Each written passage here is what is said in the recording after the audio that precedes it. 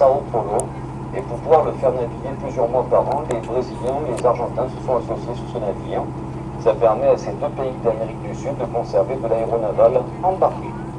Alors, quelques chiffres à vous donner sur le Charles de Gaulle. Messieurs, dames, ça ne se voit pas au premier coup d'œil, mais il est un peu plus court que le Clémenceau.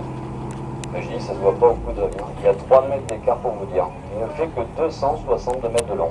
Par contre, où il est imbattable, vous allez voir, c'est en largeur. Hein. Il atteint 72 mètres de large à la piste oblique. C'est-à-dire que la coque du bateau par elle-même fait 31,50 mètres de large, et au pont d'envol, à la piste oblique, vous êtes à 72 mètres. Ben, vous savez que sur le pont de ces géants, il y a toujours 2 petits envols de toute façon. Hein. Une droite qui suit l'avant du bateau, et l'autre qui est décalée sur le côté gauche, à 8 degrés 30 par rapport à l'axe du navire. Ça permet de catapulter toutes les minutes 2 avions en même temps. Le poids du Charles de Gaulle à vide, 35 500 tonnes, et quand il est chargé, 42 800 tonnes. Où ils n'ont pas été généreux, mais ça prouve qu'au bout du compte, la coque est très réussie. Hein. C'est dans le manque de puissance de ces machines. Vous savez qu'à bord, il a 2 chaufferies nucléaires, on appelle ça, nous, des K15. Hein. Ça lui donne à peine 76 800 chevaux sur 2 hélices, ce qui est très peu pour un bateau de cette taille. Hein. Et sa vitesse est remarquable, 60 km/h sur l'eau. Alors vous savez que lorsqu'il est en mer, il peut embarquer une bonne quarantaine d'avions.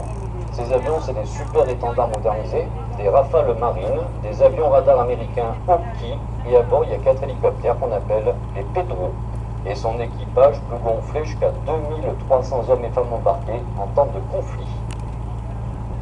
Alors là, on va essayer de vous montrer 2 autres bateaux. Vous me ferez signe si vous vous repérez, vous allez voir, c'est assez facile aujourd'hui.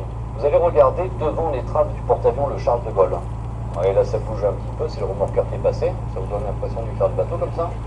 Alors regardez, devant le Charles de Gaulle, légèrement sur sa droite là, vous allez voir qu'à l'intérieur de l'arsenal, il y a 2 bateaux amarrés ensemble, ils sont en réserve actuellement. Alors regardez, le premier commence à apparaître, ils vont même enlever ses ancres, il ne faut pas que ça roule. Hein. Il s'appelait l'Orage, ce bateau, L922, paraît-il, la marine l'a mis en vente actuellement. Alors il date des années 60, l'Orage, et à côté vous en avez un qui est gardé en réserve, puisqu'il date du milieu des années 80, il s'appelle le Bougainville. Ben, si vous préférez, ces bateaux, c'est à peu près pareil que la Foudre que je vous ai montré tout à l'heure, mais en plus vieux. Ils se coulent dans la mer, eux aussi, pour embarquer ou débarquer des péniches. Et là, n'ayez pas peur de me faire signe si vous vous repérez maintenant. Vous avez vu le Charles de Gaulle, vous avez vu le Bougainville, vous avez vu l'Orage. En revenant vers nous, messieurs, dames, vous devez voir une petite tour jaune qui ressemble un peu à une tour d'aéroport. Toujours sur la droite et par le milieu. Hein. Vous voyez, en dessous de la tour, il y a 3 petits bateaux noirs et gris identiques qui sont amarrés. Ça va comme point de repère? Oui. Est-ce que vous avez vu que derrière la tour, il y a un bateau de guerre ultra moderne? Ben, messieurs, dames, ça c'est un projet franco-italien qui a abouti. Nous en avons 2 actuellement en cours d'essai, si vous préférez. Il s'appelle le Forbin, celui c'est le Chevalier Paul. C'est des bateaux de guerre furtifs de 2e génération. Et c'est la France et l'Italie qui les ont construits ensemble. Ben, l'autre jour, on en a vu une italienne qui nous voit là, qui s'appelle l'Andrea Doria. Alors c'est des bâtiments de guerre furtifs, mais ultra équipés point de vue armement et ordinateur. Alors maintenant, tiens, pour ça, on reprendra toujours la promenade là. Les 3 petits bateaux noirs et gris que vous avez vus sous la tour là. C'est bon? Ça, c'est des remorqueurs de rade de nouvelle génération. On vient d'en recevoir une bonne douzaine d'exemplaires, mais ils portent des noms de la région. Vous avancez un petit peu après les remorqueurs, je vais dans l'ordre. Hein. Vous allez voir un bateau gris qui a l'avant très pointu. C'est le GREP, c'est un garde-côte ou patrouilleur. Vous voyez, c'est ces bateaux qui font respecter les lois dans les zones économiques européennes. À côté du GREP, vous avez 2 gros remorqueurs noirs et gris acheminés à pointe. Vous voyez, c'est les plus anciens qu'on a à Toulon. Hein. Ils s'appellent le Bélier et le Bison. Ils ont été construits au milieu des années 80. Et vous voyez, après le Bison, il y a une grosse péniche de débarquement qui est rentrée.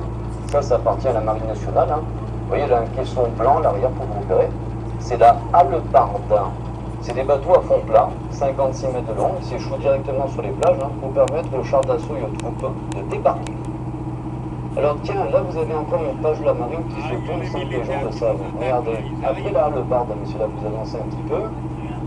Il y a 2 chasseurs de mines qui sont amarrés en longueur, mais en sens opposé, si vous êtes d'accord. Ils ont la lettre M. Mais regardez, juste avant les chasseurs de mines, là, il y a un petit immeuble à 3 étages, tout plat, là. Et derrière l'immeuble, on voit dépasser une grosse boule grise et une cheminée de bateau de guerre. Sur la droite et par le milieu, messieurs, dames. Ouais. Ben, vous vous rappelez tout à l'heure, je vous ai montré le Suffren qui était désarmé depuis 5 ans. Ben là, c'est son frère jumeau qu'on est en train de désarmer, le Duquesne. Seulement, c'est une page de la marine qui s'arrête là. Vous savez laquelle? Non, pas d'expert. Il aura été le dernier bateau de guerre de la marine nationale en Méditerranée à avoir fonctionné à la vapeur classique. Vous savez qu'avant, la plupart des bateaux de guerre marchaient à vapeur, ils n'en veulent plus. Alors, vous voyez, le Duquesne et le Suffren seront remplacés par le Forbin et le Chevalier Paul, là. Là, vous voyez les deux chasseurs de mines qui sont juste devant le Duquesne, si on peut le faire, là. Le premier s'appelle l'Orion, M645, et le M651, c'est le Verseau. Ils ont deux particularités, ces chasseurs de mines. Déjà, ils sont en plastique et en verre, messieurs, dames, matériaux non magnétiques. Et la deuxième particularité, ils équipent 3 marines européennes, France, Belgique, Pays-Bas.